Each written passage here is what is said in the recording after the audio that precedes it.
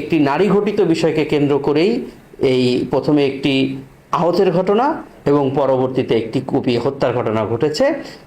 আমরা যখন খবর পাই চান্দনা চৌরাস্তায় সাংবাদিক তুহিনকে দুর্বৃত্তরা কুপিয়ে হত্যা করেছে, সঙ্গে সঙ্গে আমরা এবং ঊর্ধ্বতন স্যাররা ওখানে আমরা যাই। আমরা ওখানে গিয়ে তুহিনকে মৃত দেখতে পাই। তো পরবর্তীতে আমরা আমাদের তদন্তের প্রয়োজনে আশেপাশের সিসিটিভির ফুটেজ কালেক্ট করি। তো আসলে আমরা ওই সিসিটিভির ফুটেজে কালেক্ট করে আমরা যে জিনিসটি জানতে পারি সেটি হচ্ছে, সিসিটিভির ফুটেজ আমাদেরকে যেই তথ্যগুলো দিয়েছে সেক্ষেত্রে একটি নারী একজন পুরুষের সাথে কোনো একটা বাকবিতণ্ডায় জড়িয়ে যায় রাস্তায়। সেই সময়ে ওই একটি পুরুষ ওই নারীকে আঘাত করে। ওই আঘাতের সাথে সাথেই ওই নারীর পূর্ব থেকে পরিচিত 4-5 জন সশস্ত্র, দ্যাট মিনস হাতে চাপাতি সহ এসে ওই পুরুষ ব্যক্তিটিকে উপর্যুপরি আঘাত করে। আঘাত করার এক পর্যায়ে ওই পুরুষটিকে আর সিনের ভিতরে পাওয়া যায় না। পরবর্তীতে আমরা খোঁজ নিয়ে জানতে পারি এই পুরুষটি আমাদের জয়দেবপুর সদর হাসপাতালে আছে। তার নাম বাদশা মিয়া। তার সাথে আমাদের পুলিশের কথা হয় এবং আমরা তার মাধ্যমে এবং স্থানীয় মাধ্যমেও জানতে পারি যে এই নারীকে ওই বাদশা মিয়া আহত করেছে এবং আহত করার কারণে ফলশ্রুতিতে যে 4-5 জন ছেলে এসে উপর্যুপরি বাদশা মিয়াকে খুব কোপালে, এই দৃশ্যটি ওই চৌরাস্তায় অবস্থিত সাংবাদিক তুহিন তার মোবাইলে ধারণ করে।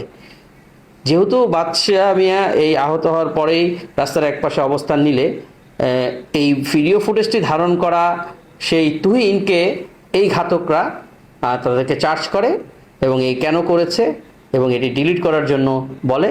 এবং এরই এক পর্যায়ে যখন তুহিন ডিলিট করতে চায় না কিংবা ভিডিওর বিষয়টা অস্বীকার করতে চায়, তখনই তারা ওই অবস্থাতেই ক্ষিপ্ত হয়ে তাকে উপর্যুপরি আঘাত করে মেরে ফেলে।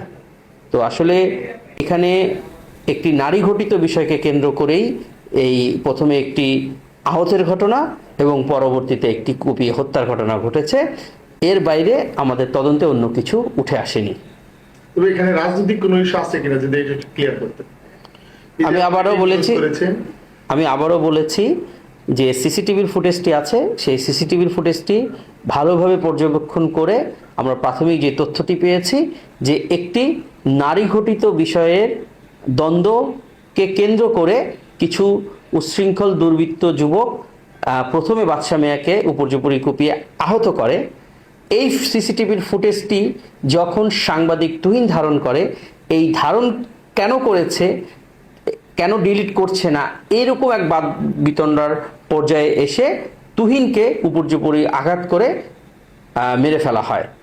এটিই ছিল এই সিসিটিভির ফুটেজ এবং আমাদের গোপন এবং গোয়েন্দা তথ্য প্রাপ্ত তথ্য। এইখানে কি কোনো আসামি গ্রেফতার আছে এই মুহূর্তে? আমরা আমাদের সিসিটিভির ফুটেজে আমরা ঘাতকদেরকে আইডেন্টিফাই করতে পেরেছি। তদন্তের প্রয়োজনে আমি নামগুলো ডিসক্লোজ করতে পারছি না। আমরা আশা করি অচিরেই এদেরকে আমরা গ্রেফতার করতে পারবো, তবে প্রকৃত সত্যটি আপনাদের কাছে উপস্থাপিত হবে।